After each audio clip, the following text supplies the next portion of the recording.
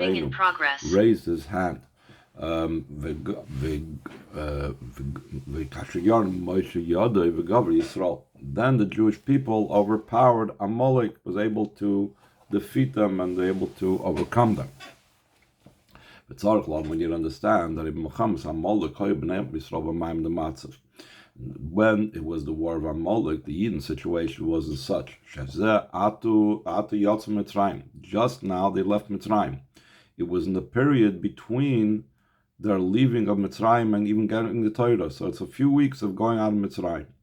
Nisim in the Flores Begali over there, when they went out of Mitzrayim, they saw open miracles in a revealed way. Until they were so open, like the state of the splitting of the sea. Concerning this, it says, this is my God, and I will glorify and beautify him. And the Chazal emphasized that it says Zedaik, it says specifically Ze. What does it mean, Ze? What's the idea of this? This we find in different times when the Chazal, when the Pasuk says Ze, this, it means you can actually point to it, like Kazer, V'Kadesh, and things like that. Kipirish HaMedrash, like the Medrash explains, that every single one would point with his finger, and he said Ze. That's why it says Ze Keli Vanveyu, because it's something that was totally revealed. That was actually a revelation of God, and we see with our senses. Well, to the degree it says that even a maidservant saw at the sea what even Yecheskel, the greatest of the Nevi'im, didn't see. So you had the Yidden were on the highest, most level. Afal became still in all.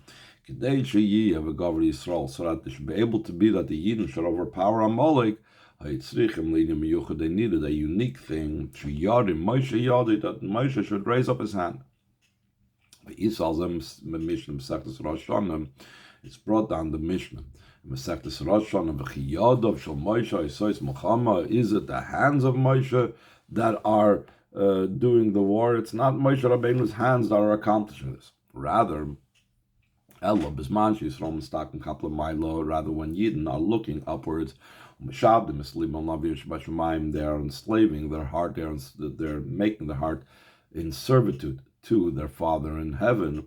They would overcome. So in other words, Moshe Rabbeinu's raised hands was not about the hands itself, but the Yidden who were down below would look up at Moshe Rabbeinu's raised hands, and that would make them look towards the heavens, look towards the Eibishter. The Rebbe says, even this still has the same question like we asked before. Why specifically here did we need it? Also in this we need an explanation. Why specifically in the war against Amalek was it necessary to have this type of special emphasis that the Yidden have to look to their Father in heaven, and that's why they raise their hands? They didn't need this when it came to the war of conquering the land of Eretz Yisrael. Here in the wilderness, by this case where Moshe Rabbeinu raised his hand, they were only fighting against one nation. They were only fighting against Amalek. As opposed to the war of conquering Eretz Yisrael, was with 7 nations. All those nations. It says the Girgashi left. There were 31 kings that it's brought down. Every king had their own portion in Eretz Yisrael. So you were dealing with seemingly a much greater force to contend with than we were dealing with Amalek. We don't find over there that when the Eden went in to Eretz Yisrael that they needed to have that Moshe should raise his hand or some similar unusual spiritual type of thing to be victorious in the war. We find it specifically in the war against Amalek. So therefore we must obviously come to the conclusion that the war against Amalek was unique and different than all the wars with the 7 nations. And because of that uniqueness and difference between Amalek and the war against 7 nations, we also needed to have whatever the raising of the hands of Moshe signified and indicated. Second paragraph on the page, line 21. We could say, Similar to the idea that Moshe raised his hand. Was also in the war against Amalek in the days of Shaul. Then it was the first time that they actually fulfilled the command of eradicating Amalek. After the war against Amalek, the first time around, that was in the times of Moshe. So then it says at the end of Parshat B'Shalach that there is a mitzvah to eradicate Amalek. So when was the first time they actually fulfilled that mitzvah, or were working towards fulfilling that mitzvah? Was with Shaul HaMelech. Which number after the Parshat Zachar, like it says in the after of this upcoming Shabbos of Parshat Zachar, I've remembered what Amalek did to Yisrael. In other words, in the times of Shaul, Hashem said, I remembered what happened in the times of Moshe Rabbeinu when Amalek attacked. Now it's time to complete the job. Now go and attack Amalek, top of page Vav, This was the war with Agag, the king of Amalek. In a similar vein, there was another further extension or an expansion of that war. Purim, so in the days of Purim. Kedisa, Mishnah like brought down the Mishnah, but Purim, Kairim, Vayavi Amalek. What parsha in the Torah do we read? By the Kriyas HaTorah on Purim, we read the parsha in B'Shalach. We read Vayavi Amalek. But Tamadav, or why do we read about Vayavi Amalek on Purim? Because Haman, the Agogi, means that he was from the descendants of Agag. Agag was the king of Amalek in the times of Shaul. Amalek, and Agag was from the offspring of Amalek. Therefore, by extension, Haman was from the offspring of Amalek. Until also the eradication of Amalek that will be in the generation of the king of Mashiach. Where do we see this idea? So the Rebbe brings from the Targum Yonason. Targum, like the Targum Yonason Ben Azil says on the pasuk, there's a war of Havai and Amalek from the generation to generation, that it says the Koi Gamal Dora the Malchus the Mashiach. What's the generation to generation? It's referring also to the generation of King Mashiach. Then will be fulfilled where it says that I will surely eradicate Amalek. Hashem says, I will eradicate Amalek.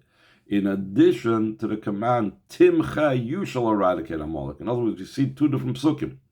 In Parshas B'Shalach, it says, I will erase. Hashem says, I will eradicate Amalek. I will annihilate Amalek.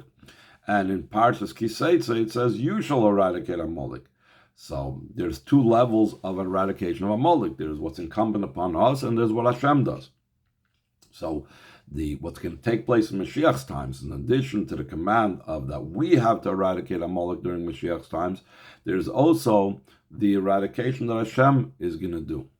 As Zeicher Amalek, the entire memory, that there shouldn't be remain Zeicher Amalek, no memory and recollection of Amalek should remain.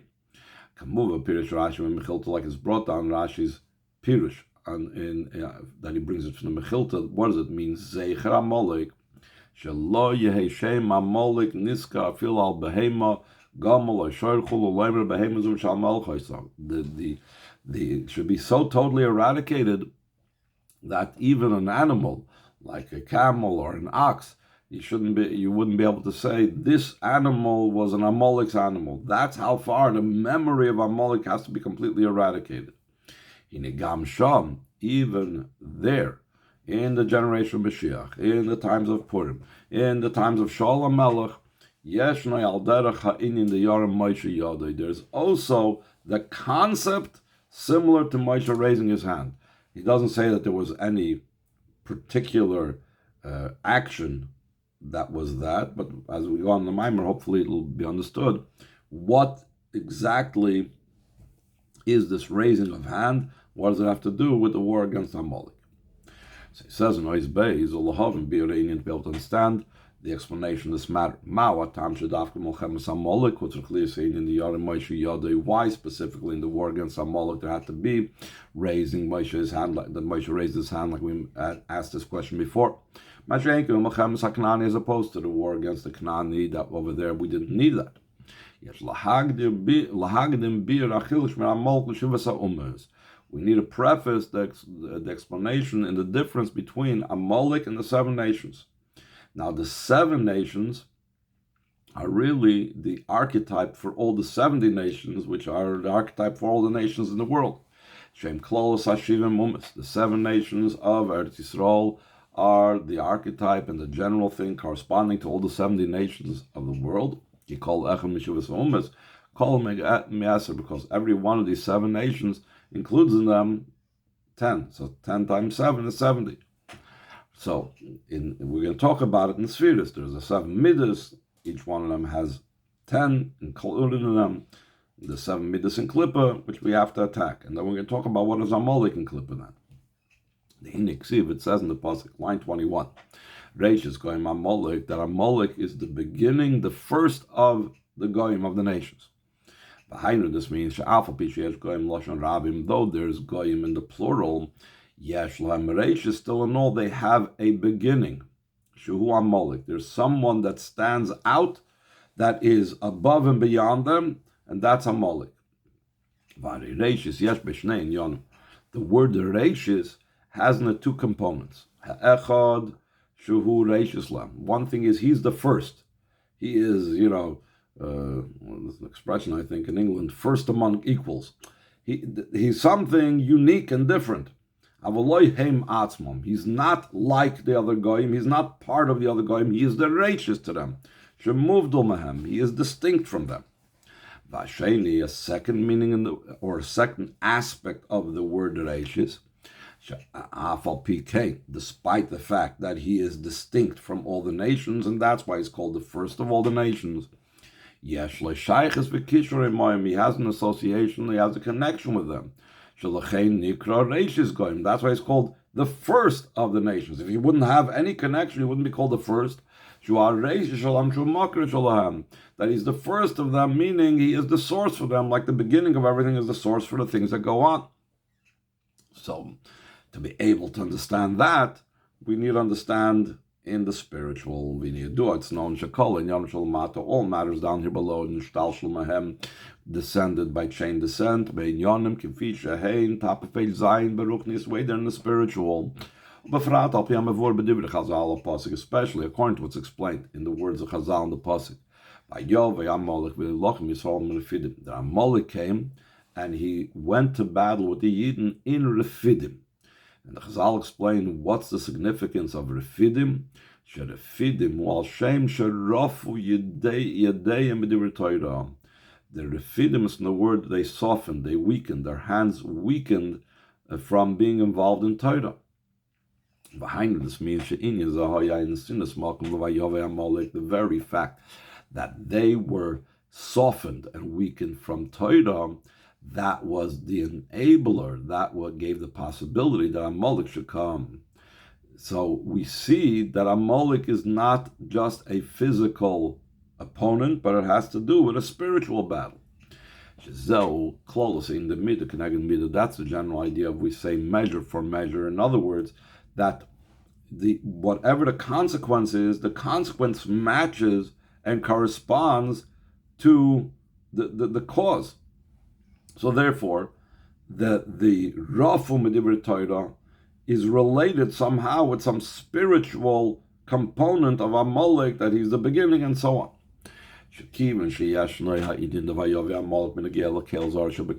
Since there is the spiritual Amalek, we know there's the foreign God that's within you. In other words, within each and every Yid, there is an internal level of Amalek. So, and that Amalek came, Vayove Amalek, it came to the fore, that spiritual aspect of Amalek within the person. From this came about by chain descent, the literal, physical coming of Amalek to attack the Yid. So too, it's also concerning the war with the other nations. That in general, they are the 7 nations.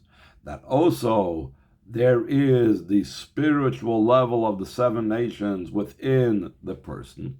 That's a result of a certain spiritual lack within himself, and that's why there is a spiritual war of the 7 nations within the person. And from that, there comes out that we need to have a battle in the physical world against the 7 nations.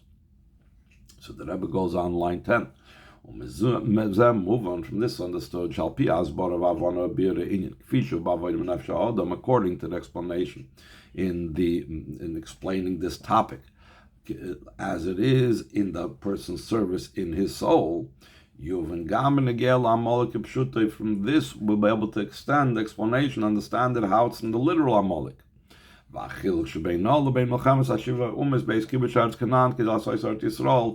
the difference between the physical Amalek's battle and the war of the 7 nations during conquering Eretz Canaan to make it Eretz Yisrael. So by understanding the spiritual differences between Amalek and the 7 nations, we understand also why the wars were fought differently in the physical nations, because the physical war, as we said, was descended by a chain descent, by Seder Ishtalshus, from the spiritual war that we battled. Since the general avoid is in the way that this nation overpowers that nation. In other words, that there's always a balance. There's Yaakov and Esav, like the pasuk Loim Eloim Yamatz is going, and there is a corresponding level in Yaakov that's meant to counter the Klippa. To be able to understand the idea of Reishis going Amalek and the 7 nations, the way it's in Klippa, you will understand by looking at what are their counterparts in Kedusha, because Hashem made this corresponding and facing that. That there is a similarity to Amalek and to the 7 nations in goodness, in the holy soul, in the godly soul of every single Yid. Also in the godly soul, there's both components. The idea of the nations, the 7 nations of the world. So there's the 7 nations in the good of the Nefesh Elokis, not in the bad of Nefesh Habahamis.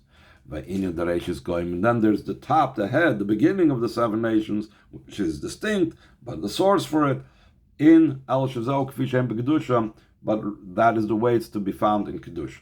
So to explain this now in Kedusha, the difference between Reishis Goyim versus the 7 nations in the Kedusha component, so he's going to explain the different Neshama parts of Nefesh, Ruch, Neshama, Chai, Yechida.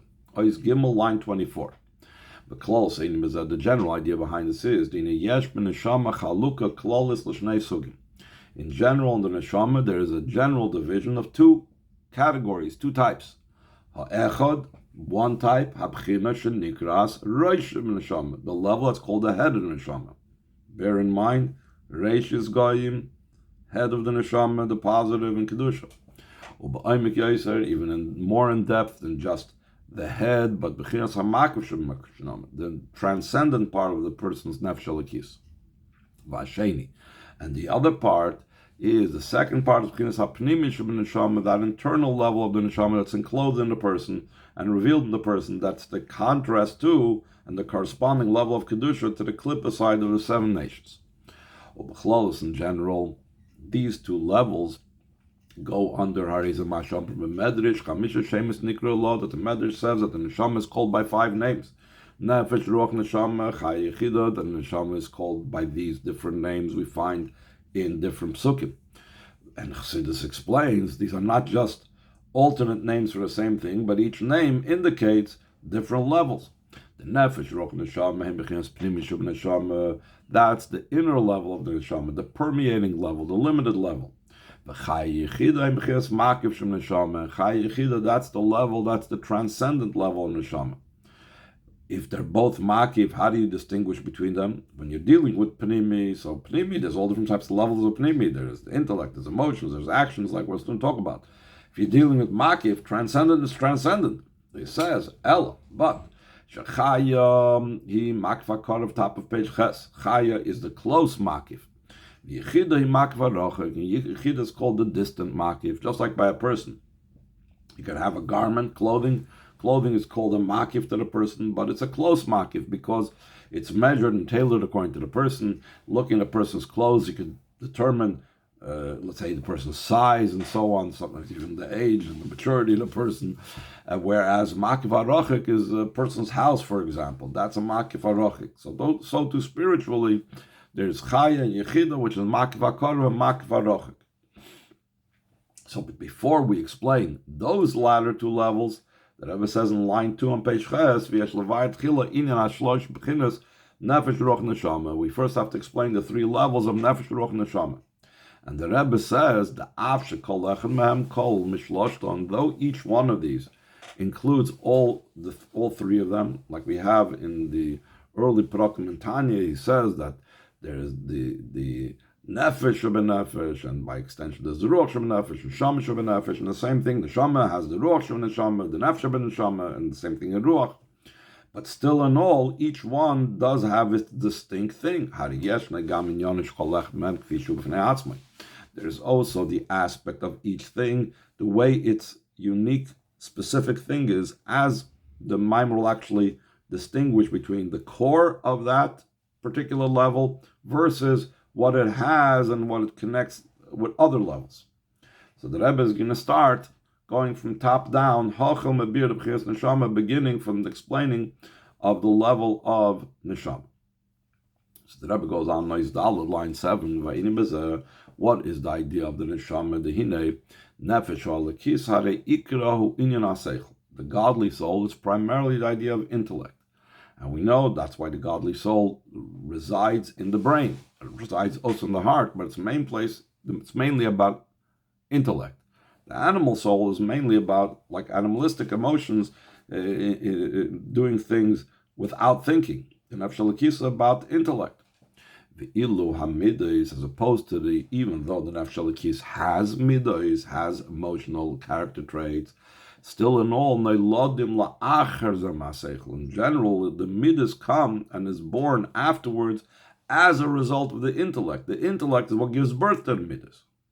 The gam oz, even then, once there are midas and the intellect gave birth to the midas, you can't just let the midas just run wild, even though the intellect was responsible for their birth.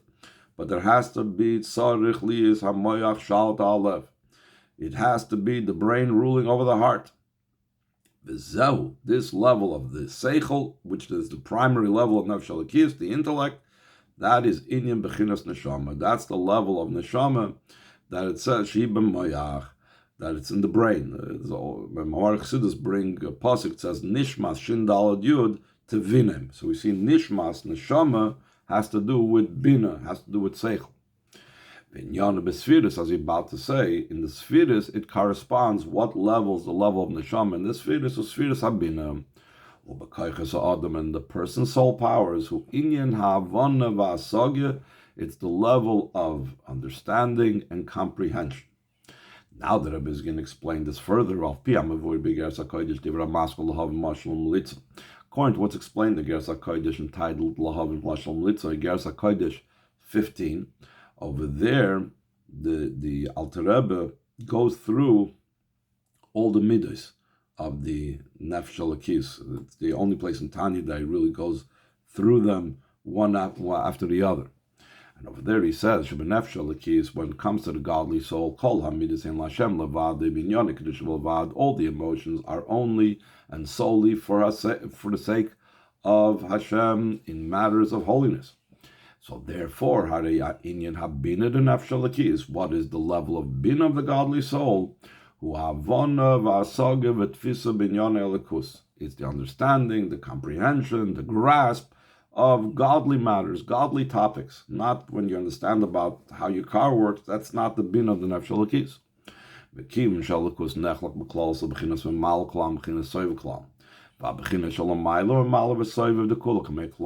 Since the godly soul is in general divided into three levels: the level of godliness that permeates the worlds, the level of godliness that encompasses the worlds, but still it relates to the worlds, like we have many times Chassidus says. And then there's a level that's beyond that everything before him is considered like nothing. So you can't even say it encompasses the worlds, because the worlds don't exist in comparison to that. So therefore, the Bina Nefesh Elokis involves all of these things, going from lesser to greater. The understanding and comprehension is from the easier to the more involved and the deeper. We'll stop over here. We'll continue tomorrow.